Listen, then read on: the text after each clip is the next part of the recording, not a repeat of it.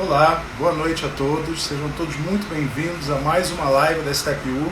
Hoje uma live muito especial, que a gente conversa com uma pessoa que atua numa das empresas, sem dúvida uma das maiores e mais admiradas empresas do Brasil. Hoje eu converso com o Luiz Felipe Massad. Massad tem pós-graduação em gestão de pessoas pelo Mackenzie, mestrado em administração com foco em gestão de pessoas pela FGV e uma longa carreira executiva, tendo passado por grandes empresas como Serasa, Gympass, AIG, Mercado Livre e hoje está, como eu já adiantei, no Magazine Luiza, ou no Magalu, como a maior parte já conhece.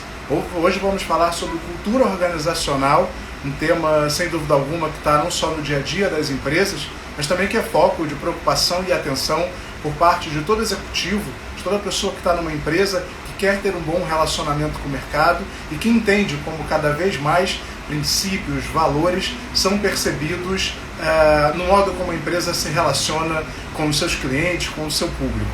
Então o Massad já está entrando aqui, a gente já vai começar. Deixa até que ele já me pediu autorização, deixa eu liberar aqui para o Massad entrar.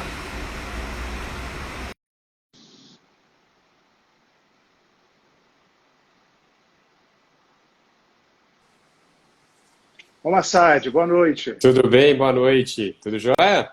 Tudo bem, tudo ótimo. Obrigado pela presença, obrigado por aceitar nosso convite. É um enorme prazer estar batendo esse papo com você. O prazer é meu, muito bacana. Estou estreando, falei para você que estou estreando aqui em live de Instagram, não tinha feito nenhuma. Estou É aprendendo mesmo, ainda. é? Agora aqui. Vai ser uma Olha, sessão de aprendizagem. olha que isso é coisa rara nessa pandemia ainda, não ter, tá Pois é, estreando em live é coisa rara ainda. pois é. Pelo Instagram é a primeira. Muito bacana, bom estar com vocês aqui. Que bom, obrigado pela presença. A gente, na StepU, tem alguns canais que semanalmente a gente se comunica com o nosso público, sempre com o objetivo de trazer pessoas de mercado, pessoas que se destacam nas suas áreas de atuação, para poder bater um papo, discutir ideias, falar sobre temas que hoje estão no dia a dia, aí, não só no ambiente corporativo, mas também nas redes sociais, e que certamente é de interesse de todos. E quando a gente Legal. fala hoje em empresa, né, não tem como a gente não pensar numa empresa de sucesso como a Magalu, em que cada vez mais os valores, os princípios, a cultura da empresa é percebido pelo mercado. Então, para a gente é uma enorme alegria trazer você aqui para conversar com a gente. Que bacana. O prazer é meu, acho que é um momento da gente realmente. É um momento de união, né, Carlos? Eu acho que quanto mais a gente puder compartilhar boas práticas, aprender um com o outro, eu acho que é a maneira que a gente vai mais rapidamente sair, eu acho que desse momento tão conturbado que a gente vem vivendo. Então, é um prazer estar aqui e espero contribuir o máximo para a discussão. Certamente, certamente. Olha, a primeira coisa que eu vou te perguntar, inclusive, é uma curiosidade pessoal.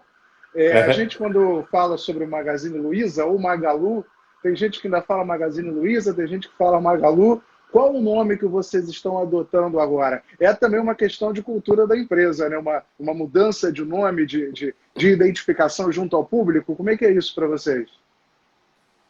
Carlos, a gente se chama de Magalu, né? Ou Magalu, na verdade, ou Magazine Magalu. Luiza. Muito por esse movimento que a gente vem fazendo da digitalização do próprio Magazine, né? Assim, a gente hoje é mais uma empresa de tecnologia com pontos físicos de varejo, né? A gente já se transformou e acho que a pandemia veio acelerar isso. Então a mudança para Magalu vem muito com esse aspecto da repaginada que a gente deu na imagem da empresa, nos processos, agora com o e-com crescendo bastante, a influenciadora digital, né, que é a Lu, com 20 milhões de seguidores aí, então abriu muito espaço para a gente. Então eu acho que chamar de Magalu vem um pouco disso, né? Dessa digitalização, mais voltado para a tecnologia, enfim. Então, mas a gente atende pelo Magazine Luiza também, mas a gente tem o costume de... A gente se chama de Magaluz, né? Quando Ah, internamente, esse é o nome que a gente se dá, então. legal, legal. Ô, Massad, e falando um pouco sobre cultura, né? Como eu falei inicialmente, até antes de você entrar, essa foi a introdução que eu fiz. Quando a gente pensa no Magalu, acho que uma série de valores, princípios e comportamentos positivos vem à mente, não só à minha mente, mas provavelmente de todo mundo que está escutando a gente. Acho que o Magalu soube, como poucas empresas souberam, aproximar essa ideia de humanização do negócio, de humanização do cliente, de humanização do colaborador, com essa relação com o mercado. Como é que vocês entendem a cultura organizacional? O que para vocês é cultura organizacional? Carlos, é uma boa pergunta, assim, o Magazine, ele tem uma cultura muito forte, muito bem consolidada, né? Você, quando faz um processo seletivo para o Magazine, e eu passei por isso no ano passado, você acaba vendo que o foco da entrevista é muito em relação aos seus valores, aos seus princípios, o que você acredita, que tipo de decisão você vai tomar. E a cultura para a gente nada mais é do que isso, assim, é um modo que a gente vive e respira a organização. Então, quando a gente tem que tomar uma decisão, como a gente teve em relação à pandemia, o que pauta a gente é a nossa cultura, porque não tem decisão certa ou errada, né? Tem Uhum. de acordo com aquela cultura que você acredita. Então, para mim, assim, o diferencial da cultura do Magazine é essa coerência. Então, o que você assiste nas lives da Luísa ou do Fred, eles são as mesmas pessoas quando você fecha uma porta de sala ou que você está num call restrito. Então, a maneira que você faz gestão de pessoas, gestão do negócio, ela para a gente é muito pautada nessa questão cultural que a gente acredita. Então, um exemplo prático, quando a gente começou a pandemia, obviamente existia uma série de perguntas, né, que a gente precisava tentar responder e ninguém tinha as respostas. E a primeira coisa que a gente fez foi não perguntar como é que a gente mantém as equipes performando, e sim como a gente mantém as equipes felizes, engajadas e seguras, né? Então, esse é um aspecto da cultura que você olha um problema por uma outra perspectiva. Ao invés de eu me preocupar, e lógico que a gente estava preocupado em relação ao resultado financeiro, mas o principal era como é que eu mantenho a minha equipe viva, né, naquele Uhum. momento, engajada, feliz, enfim. Então, a cultura é o que pauta todas as decisões, enfim, eu acho que e essa coerência e autenticidade, ela vem muito à tona quando você passa por momentos difíceis. Eu acho que eu tenho falado muito que eu passei por diversas culturas na minha carreira, Uhum.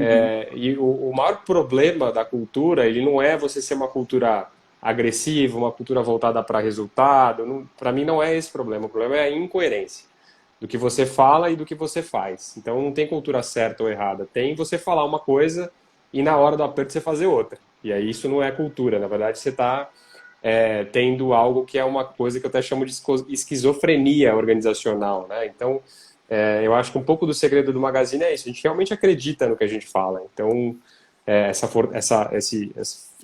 a fortaleza cultural que a gente tem vem desse aspecto.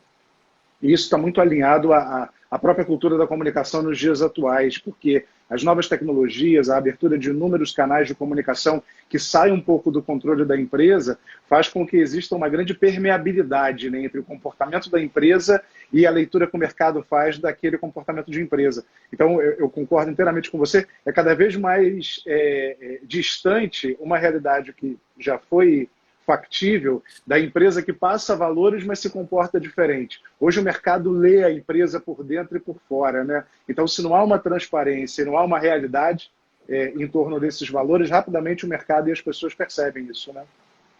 Exatamente, Carlos. E a gente tem muito essa preocupação, assim, primeiro a gente nunca vai se colocar, e a gente não tem se colocado como uma empresa perfeita, né? Eu estou acabando de fazer uma série de entrevistas aqui com os trainees, que depois eu posso contar um pouco mais do programa.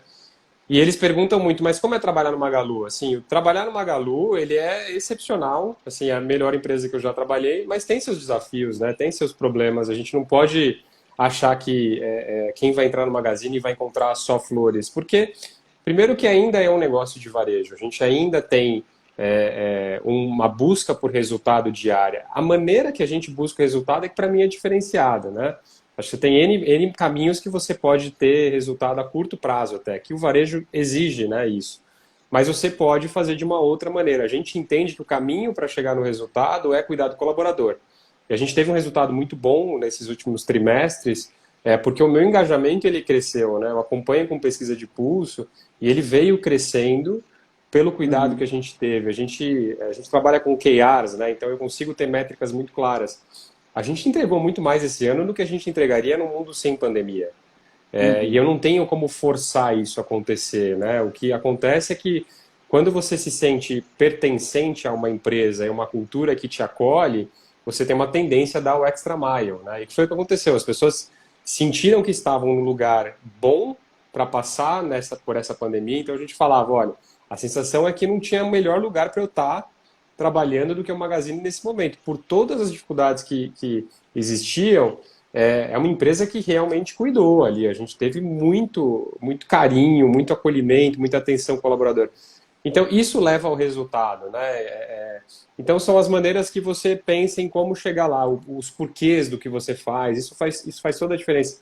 E a gente tem essa preocupação, até para quem entra, Carlos, a gente tem feito agora pesquisas nos primeiros 90 dias, e eu fiz questão de colocar na nossa pesquisa, assim, se o que a pessoa via antes de entrar é o que eu ofereço. Porque eu preciso ter muita coerência, assim. Se eu estou olhando e falando para todo mundo, olha, o Magazine é só flores e que não vai ter nenhum desafio, e a pessoa entra lá e encontra um outro cenário, eu estou tendo alguma incoerência na Sim. mensagem. E você Então, gera uma frustração para essa pessoa, né? exatamente. Então, a gente tenta ser muito honesto, assim, com o que vai ser de desafio, né? Assim, a gente, por exemplo, tem muita mudança constante, né? A gente brinca que o que muda é que o que nunca muda é que a gente sempre muda, assim. Então, e nem todo mundo se adapta a isso. Agora, tentar vender algo que a gente não eu acho que é o princípio de você não ter um time engajado. É verdade. Mas sabe, você sabe que, até comentando para quem está escutando a gente, hoje a Step U é parceira do Magalu, a gente é responsável pela entrega de parte de conteúdo de desenvolvimento das lideranças do Magalu. E o primeiro contato profissional que eu tive com o Magalu foi justamente na negociação para essa parceria. Claro que eu já conheci o Magalu, é evidente que já era cliente, mas profissionalmente falando, a primeira vez foi há alguns meses, quando eu comecei a conversar com vocês. E eu lembro que a primeira reunião que eu tive, eu saí muito impressionado positivamente por conta dessa pauta de preocupação com o colaborador, de preocupação com a segurança do colaborador, de preocupação de que, a despeito de todos os desafios de uma empresa do varejo, num ambiente de pandemia e de distanciamento social, o foco nas pessoas era prioritário. Eu lembro que assim que eu saí da reunião, eu até fiz um comentário no LinkedIn dizendo como é prazeroso você conversar com uma empresa que efetivamente coloca o colaborador em primeiro lugar. Né? Não é balela, é realidade. Isso se traduz nas ações da empresa. Né? Carlos, e a gente assim, acredita que isso tudo está muito conectado, né? A gente fala até, a gente hoje está indo para uma visão de empresa como um ecossistema, uma plataforma, né? Até olhando para o negócio, mas a gente entende que assim, é um modelo certo de você ter o melhor time, o time performando bem, o time engajado, você realmente cuidando, dando tempo para que as pessoas se desenvolvam. Então, a gente está falando da parceria de desenvolvimento. O Magazine, eu acho que tem um diferencial de entender que as pessoas que entram hoje no Magazine, elas precisam de um tempo, né? A gente deve estar fazendo uma jornada de 90 dias agora com o colaborador, exatamente porque é um mundo, né? São 40 mil pessoas, você tem uma área de tecnologia com 1.500 pessoas, você tem um e-com que está voando e está crescendo muito, você tem o varejo tradicional, que é a loja física. Então, não dá para essa relação ser construída a curto prazo, e eu tenho uma grande expectativa de que você entre e saia jogando na primeira semana. Então, essa relação, ela dá frutos para a gente, né? Eu tenho pessoas assim no Magazine de 10, 15 anos de casa, 30, 35, e que cresceram e se desenvolveram, e hoje são parte fundamental da empresa, né? Até desconstruindo a questão de que você sempre tem que trazer só talentos externos, né? A gente consegue ter um mix interessante. Então, toda essa parte que a gente investe no colaborador, eu acho que esse ano foi o que mais se comprovou, ele retorna, né? Ele retorna em imagem da marca, em interesse de você atrair os talentos e em resultado financeiro, né? Que foi um ano muito bom, está sendo um ano muito bom para a empresa. Então, eu acho que, mas de novo, para mim, a sequência do que você faz, ela faz a diferença. Se eu pensasse primeiro em como eu vou obter lucro esse ano, e aí você tem N formas, eu poderia desligar pessoas, eu poderia cortar custos operacionais, fechar a loja para sempre, enfim. A gente optou por um outro caminho sem saber o que ia dar, mas a gente acreditava que era o certo a fazer, e isso se paga depois, né? Muito interessante. Mas, Sade, você tocou num ponto que eu queria justamente explorar com você. A gente sabe que a sustentabilidade de uma cultura como essa e o desenvolvimento de uma cultura como essa está diretamente associado a trazer pessoas que tenham valores alinhados a essa cultura. Você já tocou rapidamente aí em processos seletivos, como é que atrai esses talentos, mas na prática, como é que vocês conseguem identificar esses valores e entender se aquele proponente, aquela pessoa que tá querendo entrar na empresa, está alinhada aos valores Magalu? Como é que é o dia a dia disso? Legal, Carlos, primeiro a gente desenvolveu uma ferramenta que faz uma avaliação de uma escala de valores, né? E aí depois ele me dá um fit ali, um match de quanto que você hoje estaria aderente, né? E aí é uma ferramenta mais fria, mas que eu uso isso depois como base para uma entrevista, para uma conversa. E na conversa, é engraçado assim, um trainee, a gente está fazendo as entrevistas hoje individuais com os trainees do programa de trainee negros, e eles me perguntaram exatamente isso, mas por que vocês só perguntam questão comportamental, né? Por que vocês não perguntam nada técnico? E a gente falou, olha, realmente não é que eu tenho um script que eu não tenho que perguntar a tua experiência técnica, é que pra gente faz menos diferença. Tem uma frase que ficou famosa no LinkedIn, né, que é contrata pelo comportamento e ensina a parte técnica, né? A gente acredita muito nisso, assim, o Magazine, o que você precisa, na verdade, de habilidade, de soft skills, ele é uma questão de conexão, de uma visão mais ampla, de uma cabeça mais digital, ser mais curioso, mas o que você sabe tecnicamente sobre uma área, ele é importante, mas nem tanto. Então, a maioria das perguntas que a gente faz, das situações que a gente pede para que o candidato traga, é voltado em tomada de decisão, né? Então, como é que a gente pergunta como é que foi o teu último feedback, o que você fez com isso, você aprendeu ou não aprendeu, o que você tem feito para se desenvolver, me conta uma questão que você teve que ter muito jogo de cintura, como é que você lida com mudança de planejamento. Então, são situações que a gente acaba vivendo todo dia no Magazine, né? E aí é muito para entender se essa pessoa realmente vai ficar feliz, vai estar motivada e vai gostar desse ambiente que a gente tem, ou por alguma razão ela vai ter muita dificuldade, né? Então, um outro ponto que eu falo bastante, hierarquia. A gente não tem hierarquia, não existe, assim, não tem essa, eu sou o diretor, e aí eu que vou mandar, vocês têm que obedecer. Não existe nada disso, assim, a gente se trata muito como igual, e aí você vai falar, pô, mas isso é bom para todo mundo? Não sei se é bom para todo mundo, talvez tenha pessoas que gostam disso ainda, que gostam de um status, né, que enxergam ainda o cara como isso. Então eu faço questão de falar assim, para mim é uma coisa muito interessante, assim, você traz inovação, você traz a voz para todo mundo, mas talvez para uma posição mais sênior, quando eu trago isso, a pessoa pode ter outros motivadores aí intrínsecos que não estejam alinhados a isso. Então, eu trago muito da vivência, assim, né? Eu falo muito para as pessoas quais são as minhas dificuldades. Eu falo isso abertamente nas entrevistas, assim, eu tenho dificuldade, às vezes, com a mudança constante dentro do Magazine, mas é algo que eu tenho que trabalhar em mim e eu entendo por que isso acontece. Você tem que ter flexibilidade dentro de uma empresa que é varejo. Então, a gente explora muito essa conversa, entender quanto que a pessoa gosta dessas relações. A cultura Magazine é muito relacional, a gente está muito próximo das pessoas, a gente gosta de conversar. Para a gente está sendo um baita desafio agora estar longe, né? Então, é muito explorar, é um bate-papo, assim, as pessoas se surpreendem, porque não é uma entrevista tradicional, e é muito trazendo o que você valoriza, né? O que você gosta, o que você acredita, enfim. Massad, e você consegue ranquear as competências comportamentais mais importantes para o Magalu? E uma segunda pergunta, é possível também ranquear as competências mais difíceis de serem encontradas, que mais precisam ser desenvolvidas por parte dos candidatos, das pessoas que estão no mercado? Eu acho que eu consigo ranquear, assim, eu acho que a parte de você ter essa curiosidade, né, e essa amplitude de visão e não mais uma questão só de especialista. Então, hoje a pessoa dentro do Magazine ou que está entrando e tem essa expectativa de eu vou cuidar, por exemplo, de treinamento e desenvolvimento para lojas. E é isso, essa é a minha função, é isso que eu faço. E eu vou fazer muito bem isso, eu vou me aprofundar e é isso que eu faço. Esse comportamento ele vai ter mais dificuldade, muito até pela pandemia. Então hoje a pessoa que dá treinamento de loja, ela faz uma reunião de negócios para a área de e-com, ela participa de um posicionamento estratégico que ela precisa entender quem está ali, o que vai acontecer, ela participa de um comitê, por exemplo, de Black Friday, para pensar o que eu posso fazer para motivar as pessoas na Black Friday. Então, esse nexialismo, né, essa conexão do todo, ela é fundamental para a gente, essa curiosidade de você romper as barreiras, né?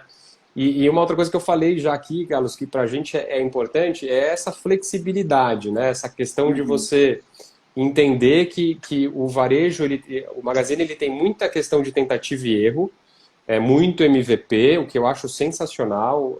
Isso vem da Luiza. E o que te traz isso? Qual é o outro lado, né, do MVP e da tentativa e erro? Você vai tentar várias vezes e a gente brinca que o Magazine é meio jogo da vida. Você dá 2 passos, volta 1. E aí dá outros 2 passos e volta 1. Então, as pessoas ficam muito frustradas com essa questão de o meu projeto não foi para frente, eu investi tanto tempo e acabou não acontecendo. O quão rápido você se recupera disso, não é para não ter a frustração, é o profissional que se destaca aqui. Quer dizer, eu viro o jogo, eu levo lá, me dá uma noite aqui para ficar frustrado, mas amanhã eu já estou com uma ideia nova. E a questão colaborativa. Eu acho que por fim das 3 aqui, a colaboração versus o reconhecimento individual. Toda a cultura do Magazine está pautada nisso. Os sistemas de performance, de reconhecimento, eles estão muito mais voltados para o time. Então, pessoas que têm uma necessidade de reconhecimento muito individual, então foi o Luiz que fez isso, o Luiz é o grande gestor, o grande diretor, não existe. Assim, a gente ganha como time, se eu tiver que deixar de entregar uma meta minha que impacta no meu bônus, para entregar o do outro, eu vou fazer, porque é o melhor para a empresa. Então, é um senso muito coletivo, de estar todo mundo muito no mesmo barco. E, de novo, não sei se todo mundo navega bem nesse cenário. E isso é interessante, né? Porque está tudo muito relacionado, né, Massad? Uma cultura mais horizontal, uma visão mais coletiva, essa possibilidade de testar e de aprender com os erros, né? Acho fantástico algumas empresas, a gente tem exemplos no mundo inteiro, de empresas que incorporam muito rapidamente aquela aprendizagem, sobretudo do que não deu certo, e transforma aquilo numa pivotagem, transforma aquilo numa nova oportunidade, unidades de negócio que surgem a partir de erros, né? E isso é fantástico, porque há empresas que, infelizmente, ainda estimulam uma cultura do medo de errar.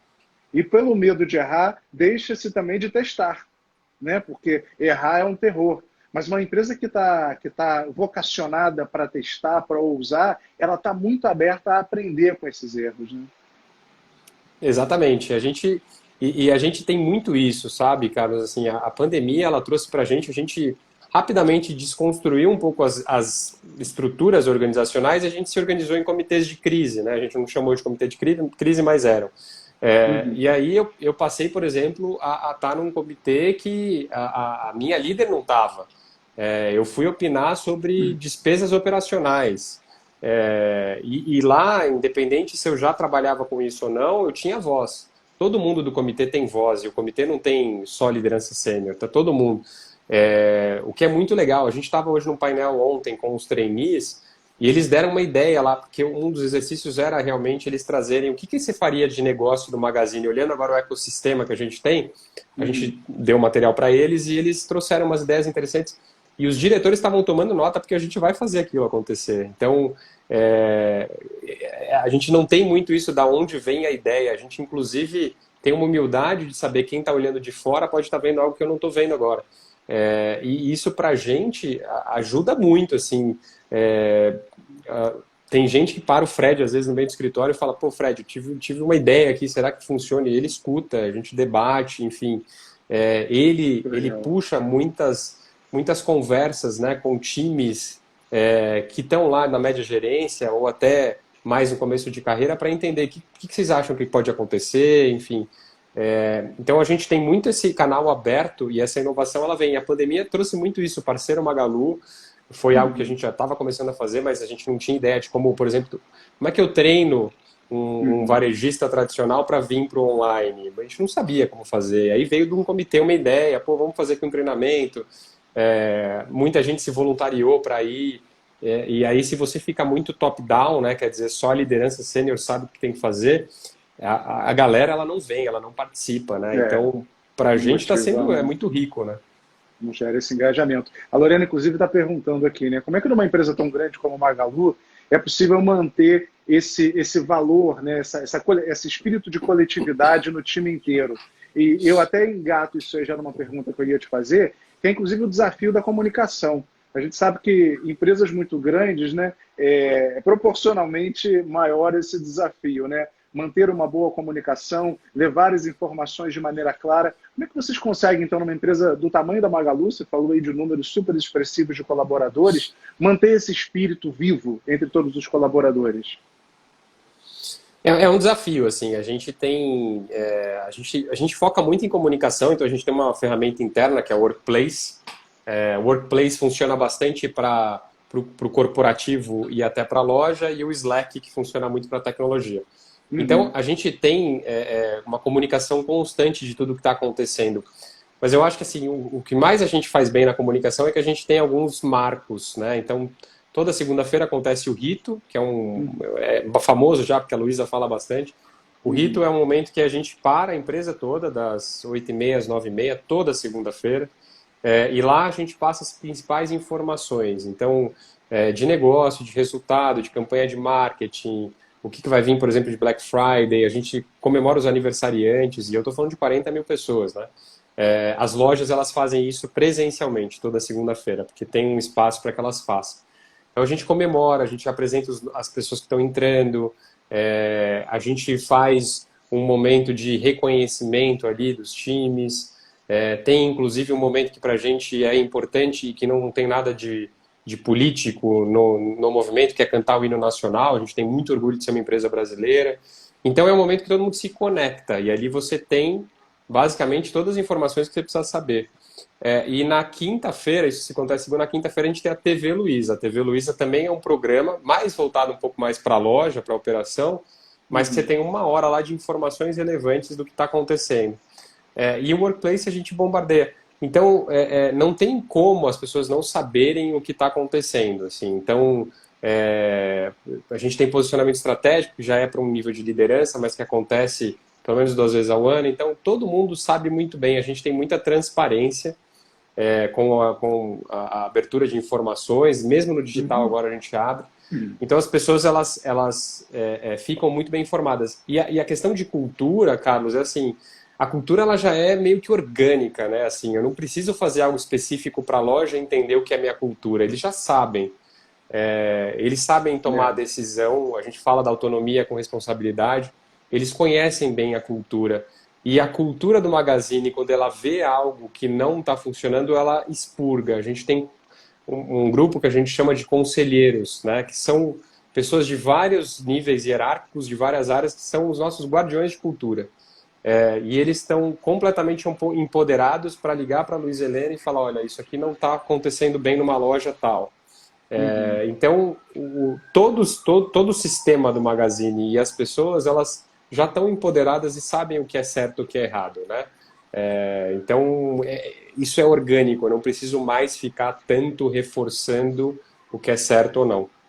Isso é muito interessante, porque a Lê Almeida até perguntou aqui, né? Como manter o engajamento e a cultura viva diante de tantas adversidades e a distribuição geográfica? Essa é uma pergunta que particularmente me faz refletir muito. Eu tive a oportunidade de liderar uma equipe que também estava distribuída por todos os estados brasileiros, e um país do tamanho do nosso, com tanta diversidade cultural, isso também traz comportamentos distintos. Mas eu acho até que você já respondeu parte dessa pergunta, porque você mostra como a força de uma cultura já cria um comportamento orgânico, né, de associação, de identificação e também de não identificação, né, de a gente entender comportamentos que não estão aderentes à cultura da empresa. Você atribui, então, a essa forte cultura a grande alavanca para resolver as adversidades que são naturais num país tão grande, tão rico e tão diverso como o nosso? Eu acho que sim, Carlos. Eu acho que assim, a gente tem um fio condutor de cultura muito claro, né? Assim, muito transparente, e que não deixa muita dúvida. Eu acho que o que a gente faz muito bem para que essa cultura ela seja disseminada, né? E eu acho que bem consolidada em todos os cantos do Brasil, são as atitudes que a gente toma. Então eu lembro que no começo da pandemia teve um momento que me marcou muito. Eu estava ainda recém-chegado na empresa.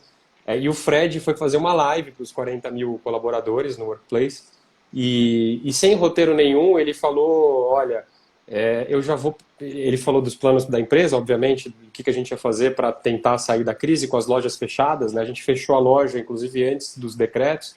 E ele abriu o peito assim e falou, olha, eu vou pedir desculpa para vocês como líder dessa organização, porque eu vou errar.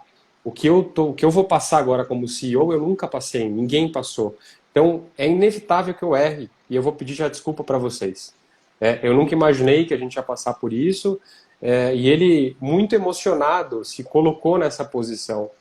E depois eu falei, e isso não foi roteirizado, o Fred nem segue roteiro nesse sentido, mas isso deu o tom para a gente, como gestores e até colaboradores, trazer à tona a questão da vulnerabilidade, do acolhimento, de você se colocar numa posição de a gente não tem as respostas nesse momento, o que a gente vai fazer. Então, o tom da cultura ele é dado nesses momentos. Eu acho que quando ele fez isso, depois eu comentei com ele setou o tom da cultura durante a pandemia. Aí a gente, inclusive, entrou depois com um trabalho muito forte com a liderança, só para falar de acolhimento, para falar de autopercepção, autoconhecimento, inteligência emocional. A gente trouxe a Monja Coen para falar com os líderes, para falar, líder, agora, né? esse momento é o momento de você acolher a equipe. Esquece cobrança de projeto, esquece ficar batendo bumbo de métrica, precisa acolher. E antes disso, você precisa saber como é que você está. A gente falou da máscara do avião. Primeiro em você, depois nos outros. E a gente foi engraçadíssimo assim, porque, Carlos, a gente falou, vamos fazer um piloto para falar de autoconhecimento. Nunca a gente tinha feito. E aí eu falei pro time, olha, vamos abrir 40 vagas. E aí a autoinscrição vai ser nesse horário, a gente fazia às 7 horas da noite. A gente teve na primeira, se eu não me engano, foram 200. A gente abriu mais e a gente treinou quase 600 líderes em autoconhecimento, inteligência emocional e liderança à distância, mas colocando ferramentas para eles, assim, do que é uma reunião de one-on-one, o que é uma reunião de uma daily, e os líderes super engajados, assim. A gente trouxe o Goleman, né, que já não é um conceito tão novo, mas os líderes super engajados em entender assim, como que eu estou nesse momento, né? O que eu estou passando, e abrir essa possibilidade para uma cultura que fale, olha, eu não estou bem hoje não é meu dia, assim, não estou legal, estou com medo, não aguento mais ficar em casa. Então a gente conseguiu explodir isso para todo mundo. Então, essa cultura, eu acho que todas essas ações elas vão dando tom. E quem está assistindo, independente da região, da área, vai entendendo que a mensagem é essa, que a gente acredita numa empresa que vai seguir esse caminho. Muito interessante, é marcante como a preocupação com as competências comportamentais, as chamadas soft skills, esteve presente na estratégia de vocês para enfrentar essa pandemia, né? Como é que há essa associação? Em que momento vocês entenderam? A Cláudia está até falando aqui, né, que ela sabe que você não está há tanto tempo no Magalu, mas que você parece ser um Magalu de anos. Então, não sei se você vai ter essa resposta. Mas em que momento que ficou claro que a preocupação com as soft skills era fundamental como uma estratégia para enfrentar esse momento tão difícil? Carlos, assim, do meu período que eu estou aqui, né, desse 1 ano que eu estou aqui, a gente percebe que, assim, de novo, a parte técnica, por você ter um ambiente colaborativo hoje, e a gente é muito colaborativo, qualquer pessoa que sentar do meu lado hoje e quer aprender de RH, ou se eu quiser aprender, por exemplo, de alguma coisa de marketing específica que eu não sei, a gente vai se ajudar, a gente vai dar um jeito, a gente vai suprir esse, talvez, gap de conhecimento técnico, né? Isso pra gente é rápido de sanar. A gente se ajuda muito. O que a gente acha que fazia muita diferença no momento como a gente viveu de pandemia era exatamente essa habilidade de conectar as coisas, de trazer uma inovação, de uma capacidade também de aterrissar as ideias e de executar os planos. Você imagina que agora a gente está no momento de adquirir novas empresas, né? Isso faz com que a gente tenha que ter uma capacidade de conectar isso. Então a gente recentemente adquiriu a Ike Fome, né, que é uma plataforma quase como um iFood, um pouquinho diferente de modelo de negócio, fica em Maringá. Como é que isso conecta no Magazine, né? Então, como é que isso vai conectar no Super App que a gente está fazendo? Então, essa habilidade de você sair da caixa, trazer inovação e trabalhar colaborativamente foi sempre, ou pelo menos é o que eu escuto até de histórico, o que levou o Magazine a chegar onde está, né? Então, foi muito menos um gêniozinho interno que sabia muito sobre algo específico e muito mais alguém que soube navegar bem em áreas que são muito diferentes. Você tem você tem logística, que é um super desafio no Brasil, né? Você imagina. E a gente está hoje tentando baratear frete. Então, a pessoa que trabalha, por exemplo, no o ICOM e logística são 2 áreas separadas. Mas se eles não souberem falar e aí você pega a tecnologia, né, que faz o front-end, o back-end. Faz o meio de campo, né? Como popularmente se diz, o meio de campo, né? Exatamente. Então é menos você conhecer e mais você entender, bom, como é que eu coloco a minha ideia em prática, como é que eu faço isso acontecer e qual é o valor que eu vou gerar para o cliente final. Então, eu acho que o sucesso foi muito mais disso do que o conhecimento técnico, né? É verdade. Ô Massad, e qual que você acha que é o maior desafio da área de RH nos dias atuais? A Gislaine até perguntou, né? Qual é o maior desafio da área de RH no Magalu? Mas eu vou até abrir um pouco mais esse leque. Com tanta diversidade, com tanta mudança, eu ia falar diversidade, mas eu não vou nem falar diversidade, eu vou falar com tanta mudança. Qual o grande desafio do RH nesse momento? Acho que a gente tem alguns desafios, assim. Eu acho que a pandemia ela abriu uma porta muito interessante para os RHs. Primeiro, para a gente falar de saúde mental, para a gente falar realmente de equilíbrio emocional dentro das organizações. Assim, por muito tempo eu venho lendo, né, sobre o tema. O burnout ele não para de subir os índices, né? Vira e mexe você vê capa de revista falando sobre o tema, mas a gente nunca tratou, na verdade, isso, né? A gente sempre colocou, até porque é difícil. Eu fui pesquisar o porquê que é tão difícil se tratar, porque você não consegue associar claramente uma doença que foi causada pelo trabalho. Mas a gente tinha, eu acho que por muito tempo a gente teve ambientes muito nocivos para as pessoas, né? E eu acho que o RH ele precisa nesse momento que demanda mais ainda a questão de inteligência emocional, de conhecimento das emoções, a gente começar a colocar isso na mesa, inclusive como um fator de engajamento e de performance, né? Não tem como, essa coisa não é sustentável. Eu posso virar noites e noites e ter um ambiente tóxico, ele dura 3 meses, né? Depois eu vou ter uma doença, ou eu vou sair. Então eu acho que esse é um aspecto que eu acho que tira o meu sono, de a gente sempre estar melhorando. Tem um aspecto de cultura, num momento que você está mais à distância. Então, como é que você mantém e fortalece uma cultura relacional como o Magazine com gente à distância, com pessoas entrando hoje que nunca foram no escritório? Não tem uma rede de colaboração tão forte, né? Então, a gente redesenhou todo o nosso onboard, a gente tem até jogo de escape online para tentar trazer um pouco dessa experiência, mas eu acho que é uma preocupação real. E isso impacta, por exemplo, até em avaliação de performance. Quer dizer, o home office eu acho uma super ferramenta, eu acho que ajuda muito, mas tem alguns impactos que o RH precisa avaliar. Principalmente a gente está indo para o modelo híbrido, né? Eu estou indo para um modelo que a gente deve fazer meio a meio aí. Como é que eu faço, por exemplo, para quem está em casa e não indo tanto no escritório, ser reconhecido tanto quanto alguém que está no escritório? Aí você vai falar, não, mas a avaliação deveria ser objetiva, só por métrica, só por observação. Deveria. No dia a dia, se a gente não se atentar, não é assim que acontece.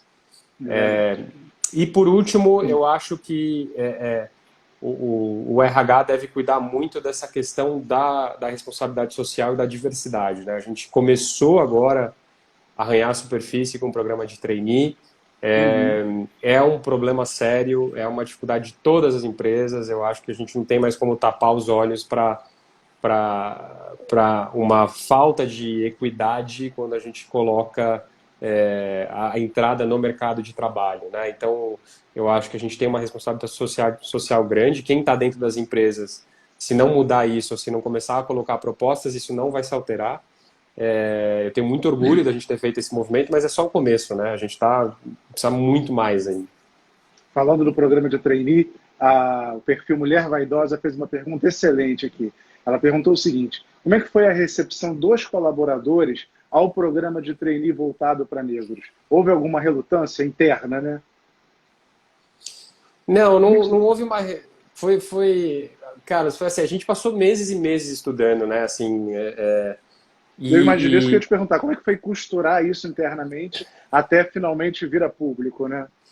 Foi um processo longo, assim, eu fiz a minha entrevista com a Luísa Helena no ano passado, né? E eu lembro que eu estava no Gympass ainda, e ela falou, o que vocês fazem de diversidade lá? E eu falei, a gente faz mentoring para mulher, a gente faz grupos de afinidade, a gente faz não sei o quê. E ela falou, Luiz, se não tiver cota, o que você está propondo vai levar 15 anos para mudar. E aí ela me trouxe um estudo lá e era verdade, né? E a gente começou desde lá a pensar assim, se eu continuar fazendo o que eu estou fazendo, eu vou ter os mesmos resultados. E aí, qual era o resultado que eu tinha, né, que a gente chegou a divulgar? 7 programas de trainee, 250 trainees entrando, 10 negros. Essa era a minha realidade. 54% dos negros na base, 16% no grupo de líderes.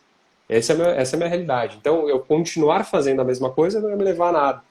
Então, a partir daí, a gente tomou a decisão de ter o programa de trainee. Aí a gente chamou uma série de consultorias, são excelentes. O IDBR, o Indique uma Preta, Zumbi dos Palmares, Mulheres do Brasil têm nos ajudado. E aí a gente tomou um banho de loja, Carlos. Assim, eu brinco que eu nunca apanhei tanto ouvindo consultoria. Assim, eu achei o máximo, porque foi uma desconstrução de tudo que eu acreditava que poderia ser. E uma realidade que eu não imaginava. Então, a partir de toda essa aprendizagem que a gente teve, como comunicar, qual é a peça publicitária que você coloca, a gente teve uma aceitação muito boa interna. Eu hoje estava entrevistando uma trainee que a gente fez um modelo híbrido. Na verdade, o programa é para gente que está já no Magazine e quem está fora. Eu perguntei para ela, eu falei, como é que foi para você quando a gente lançou? E ela falou, poxa, eu fiquei tão feliz. Aí eu falei, mas por que você ficou tão feliz assim, né? O que acontecia? E ela trouxe uma história que para mim mexeu muito. Foi agora à tarde. Ela falou assim, não, tinha uma equipe de filmagem no Magazine que estava fazendo imagens para a TV Luiza do escritório, né? E eu estava entrando no escritório e eles me pararam e falaram, você trabalha onde? Ela falou, não, eu trabalho ali. Você vai sentar ali daqui a pouco? Vou. E ela, mas por quê? Não, porque a gente fez várias tomadas e não tinha nenhum negro. E aí ela parou e falou assim, poxa, mas quer dizer então que eu preciso indicar onde eu estou sentada para você fazer uma imagem específica ali para que existam negros, né, representados? Então, para ela mexeu muito e ela falou, pô, finalmente eles abriram os olhos, né? A empresa abriu os olhos para essa realidade. Então, foi muito bem aceito, assim. Eu acho que, de novo, é só uma ação. Esse problema de base que eu tenho, ele não acaba aí, né? A gente está revendo todos os processos seletivos internos, mas o pessoal abraçou muito, eles entenderam muito o porquê que a gente estava fazendo aquilo. Né? Vocês imaginam que um programa como esse gera uma repercussão que tende a mudar o comportamento do mercado, de outras empresas? Porque é evidente que não há como negar, né? Uma atitude como essa, tomada por uma empresa do porte do Magazine Luiza, reverbera positivamente, vamos dizer, para além das fronteiras do nosso país. Como é que vocês enxergam isso? Carlos, era um dos objetivos que a gente tinha, né? A gente não sabia que ia polarizar tanto no começo, a gente até se assustou um pouco, mas a gente queria muito fomentar a discussão. Assim, eu tenho falado com empresas, feito até algumas lives que as pessoas falam, eu não concordo, Luiz, com o caminho que vocês escolheram, e está tudo certo, assim, a gente não acha que é dono da verdade nada.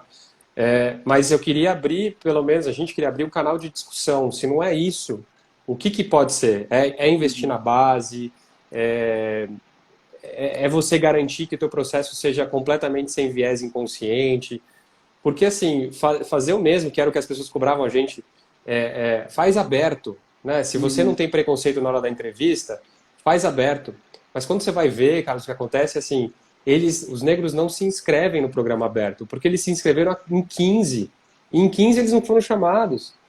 Então não adianta a gente achar que eles partem do mesmo lugar. Assim, querer ter uma... É uma corrida em que o ponto de largada é diferente, né? Exatamente. Então, a gente entende que abrir esse canal de discussão, e a gente sabe, assim, eu tenho conversado com muitas empresas, a gente até está pedindo assim, para poder fazer benches, né? Quando terminar, a gente está na etapa final agora de seleção, foram 22.500 inscritos. Se eu comparo com o programa do ano passado, que era aberto, eu tive 17 mil, ou seja, eu tenho uma população capacitada e que não está conseguindo entrar. E a gente está agora nas últimas 100 pessoas, que a gente está fazendo com todo carinho, todo cuidado. Então a gente até está falando, olha, espera a gente terminar, porque aí eu te falo tudo que eu aprendi, assim, porque eu errei no caminho, né? A gente está tentando aqui. Mas assim, muita empresa querendo, me falando, não vou fazer o programa porque eu não acho isso correto, mas eu vou fazer um programa de jovem aprendiz, que eu vou trabalhar desde a base e vou crescendo. Pô, legal.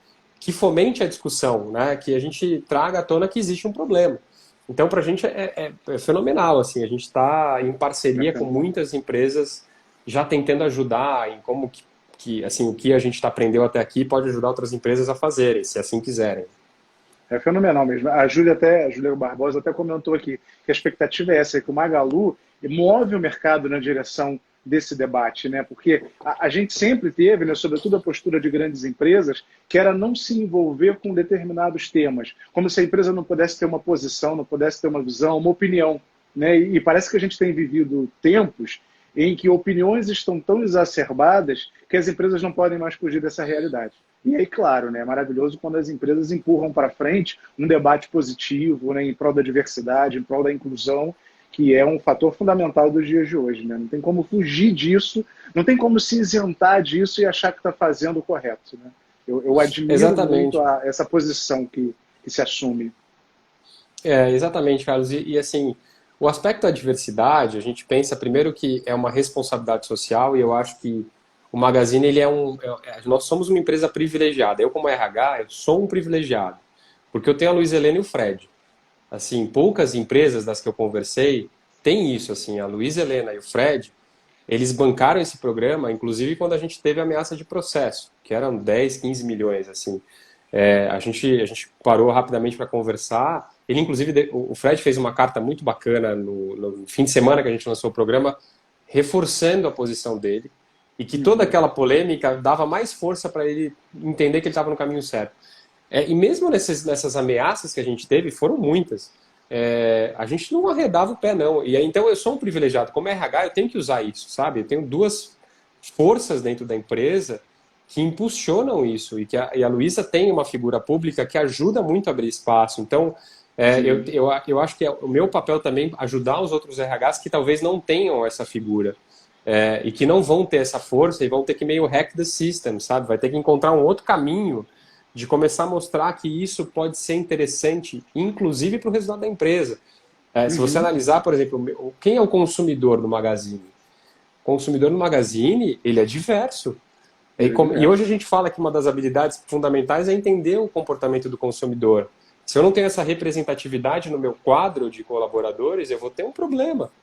Então, é bom para todos, né? Então, para a gente está sendo espetacular.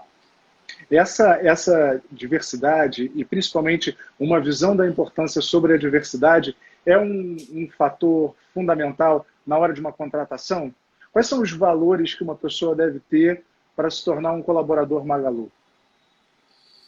A gente tem uma série de valores, né, lá, assim, primeiro é gente que gosta de gente, e aí acho que está muito essa questão da diversidade, né, de abertura, de você ser uma pessoa muito inclusiva no sentido não só a diversidade tradicional, mas a diversidade de pontos de vista diferentes, né, a gente tem muito essa questão de ter discussões abertas e não concordâncias abertas, mas quando a gente sai da sala, está todo mundo no mesmo barco. Então, e aí, de novo, eu estou falando algo que pode parecer simples, mas nem todo mundo navega bem, assim, nesse sentido, né? A gente tem um respeito gigantesco por todo mundo, assim, gigantesco, para as pessoas que limpam o escritório, até o Fred, o tratamento ele é igual, assim, a gente não... a preocupação que a gente teve na pandemia foi a mesma. Então, e aí, de novo, eu acho que para a gente é fundamental, para algumas pessoas talvez não seja, mas para a gente esse é o principal. Aí você tem os outros valores que a gente tem que são muito fortes, mão na massa, que tira um pouco dessa questão da hierarquia. Então, não tem eu sou um diretor, eu não vou lá organizar o evento, eu não vou carregar a coisa, não existe. Tá todo no mesmo barco, assim, a gente vai se ajudar e vamos fazer acontecer. Tem o senso de dono, né, que é muito essa questão de tomada de decisão voltada para o que é o bem da empresa. Simplicidade e inovação para a gente também é muito importante, que é o MVP, que é você também não super complicar as coisas. E o cliente, né, que é um dos valores para a gente muito importante, que a gente preza por ter uma relação com o cliente. Se vocês olharem lá as postagens que a gente responde todas as postagens. O nosso Resolve, que é a área do saque, é uma baita área, assim, tem pessoas fantásticas. A gente preza muito mais pela qualidade do atendimento do que até pela rapidez, né? Então, a Luiza acompanha o NPS lá do saque, né, que é o Resolve.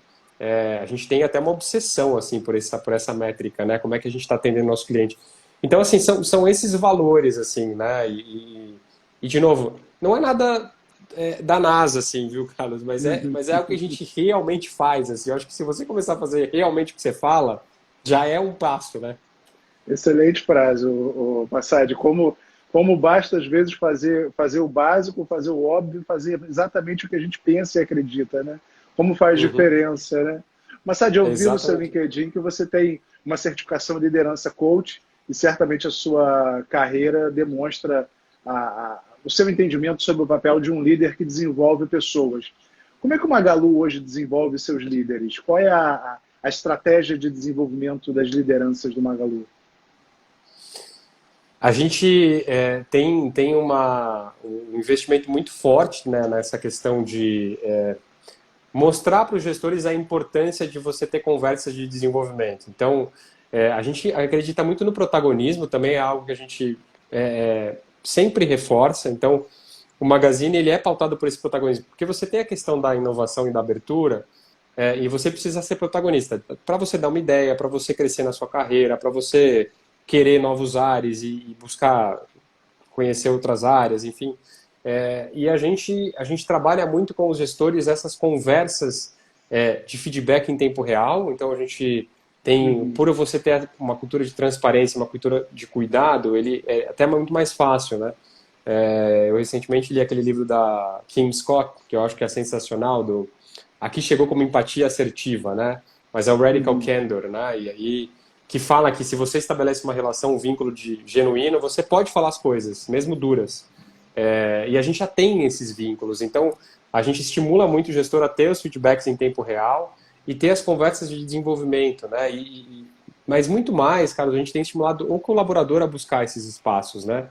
A buscar os gestores, a desenhar algo que também não é muito novo, mas é um plano de desenvolvimento, entendendo o que eu ainda preciso desenvolver para chegar onde eu quero chegar, né? A começar a definir aonde eu quero chegar. E para o gestor, a gente está focando muito nessa questão das habilidades emocionais. Agora a gente está no momento que a gente está falando de antifragilidade. Então a gente sempre tem um tema específico que a gente oferece uma série de conteúdos e discute, tem grupos de discussão, enfim.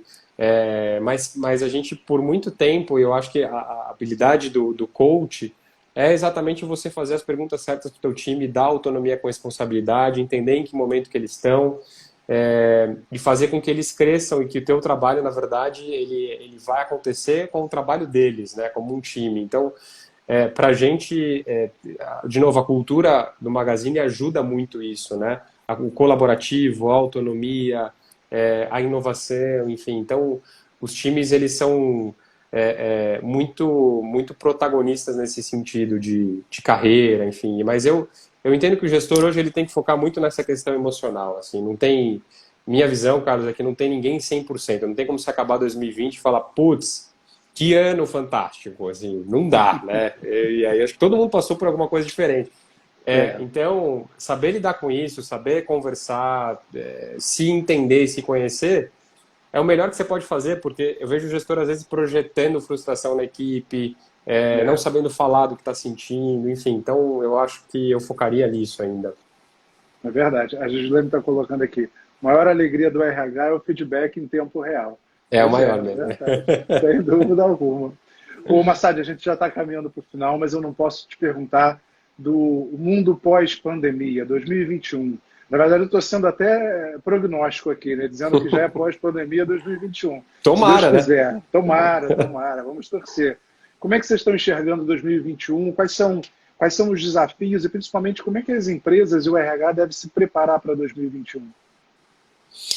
Eu acho que para a gente, como RH, é pensar muito como é que vai ser esse modelo de trabalho, Carlos. Assim, tem muita coisa que se chama de novo normal agora, né? Que eu não sei o quão normal vai ser, mas são essas relações híbridas, por exemplo, a gente está estudando muito a questão de se é um modelo híbrido, aonde está a tomada de decisão?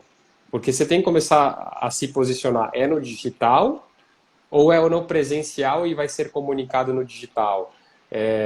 Quais são, por exemplo, as escalas que eu devo fazer para ter um mundo híbrido que faça sentido? Como é que eu mantenho... A gente está tendo agora a possibilidade de contratar, porque, por exemplo, tecnologia, a gente não vai para o modelo híbrido, a gente vai para o full remoto para sempre. Então tá me dando a possibilidade de contratar pessoas de tecnologia do Brasil todo. Como é que eu mantenho alguém no Amapá conectado com a minha cultura, sendo que eu vou ter poucas possibilidades de ter algo presencial, né? É difícil, eu preciso pensar nisso. Então, eu quero essa pessoa tão engajada quanto a pessoa que está aqui no escritório, vivendo, respirando a empresa todos os dias. Então, eu acho que esse é uma coisa que eu acho que a gente vai ter que mergulhar para entender. E eu acho que a gente vai ter que finalmente se afastar bem e de uma forma muito honesta da questão de comando e controle, de microgerenciamento, dar mais autonomia, trabalhar com maior confiança porque a gente está à distância. Então eu acho que o RH vai ter que trabalhar muito com os líderes e com os colaboradores para entender como é que vai ser esse formato, né, de trabalho. E eu acho que, por outro lado, em termos de negócio, para a gente como Magazine, vai ser um ano muito ainda voltado para essa migração do físico para o digital. A gente ainda aposta muito nas lojas, né? A gente tem 1.250 lojas que vão continuar existindo, a gente está em expansão, mas tem uma mudança do comportamento do consumidor muito importante. Quem nunca comprou no online agora está comprando. Produtos que nem sabia que existiam. Então, para a gente, essa questão, a gente está montando um super app, a gente tem um objetivo muito claro de, dentro do app do Magazine, você ter tudo ali. Tudo que você precisa está dentro do app. Então, essa é o desafio de negócio que eu vejo para o ano que vem. É verdade. Eu fico pensando que a gente está vivendo um momento agora de estruturar esse ecossistema ampliado que a gente, a Forceps, foi obrigado a experimentar em 2020. Então, a velocidade com que veio a pandemia e empurrou a gente para o online, mudança de mercado, mudança de comportamento do cliente, não permitiu uma estruturação prévia. Então, acho que agora é a hora de estruturar, né? Como se apropriar desse ambiente, como colher mais benefícios de um ambiente que guarda enormes diferenças do modelo anterior, mas que também tem inúmeras vantagens, né? Tanto em termos de autonomia, de qualidade de vida, de novas possibilidades de consumo e distribuição. Mas é muito importante enxergar isso de uma maneira estruturada, né? E o mercado está atento a isso, né? Exatamente, cara. A gente tem feito muito, assim, benches com outras empresas que também estão passando pela mesma questão. E eu acho que, eu concordo com você, muda, porque todo mundo no online, ele é um desafio, mas eu acho que a gente já está mais acostumado. O híbrido, que é a nossa intenção, ele já é um outro modelo, ele é completamente diferente, porque eu tenho times lá presencialmente, eu tenho times no digital, então se a gente não cuidar muito bem dessa cultura, pode começar a ter uma ruptura muito grande. Então, a gente já está começando a trabalhar nesse modelo, e a gente já está vendo, por exemplo, que tem questões de preferencialmente, então quem está lá, quem se deslocou até o local de trabalho, então é que tem a preferência. Quem ficou em casa, não. Por que tem que ser assim? Então são discussões que a gente vai precisar ter, né? Sem dúvida. Massad, quero te agradecer demais por esse papo maravilhoso, tão objetivo, tão animado, ver a participação de tanta gente aqui, elogiando, perguntando. Eu acho que a gente vive um momento em que o foco RH se tornou mais estratégico do que nunca, né? Se há um setor que segurou a barra como nunca esse ano, foi o RH. Então, pensar o RH e pensar, sobretudo, através do exemplo de uma empresa tão admirada como a Magalu, é para a gente um privilégio, viu? É um enorme privilégio. Eu quero, desde já, te convidar para uma outra live, ou para a gente fazer um podcast, mas tem muito papo ainda para a gente colocar na mesa, viu? Pô, que legal, cara. Que bom que passou rápido aqui, passou voando. E eu estou super à disposição. Quando vocês precisarem, a gente encaixa aí uma agenda que dê certo. E eu gosto muito dessa troca. Conta comigo quando precisarem. Muito obrigado. Quero convidar todo mundo também que está assistindo a gente para assistir nossas outras lives gravadas no IGTV, aqui no Instagram, assim como nossos podcasts. A gente tem um canal lotado de podcasts de alto nível, em que a gente conversa com profissionais de mercado, também conversando sobre temas da atualidade, as preocupações de RH, preocupações de tantas áreas, e que em breve eu tenho certeza que eu vou ter uma Massad lá num podcast comigo. Eu acho que Fechado, vai ser uma mídia boa para a gente também. Tá aqui, já, o aceite já está aqui gravado. Ó. Opa, então tá bom. Então amanhã a gente já agenda isso. Fechado. Obrigado, Carlos. Um abraço. Obrigado, Massad. Um grande abraço. Abraço para todos do Magalu. Até mais. Valeu. Boa noite a todos. Tchau.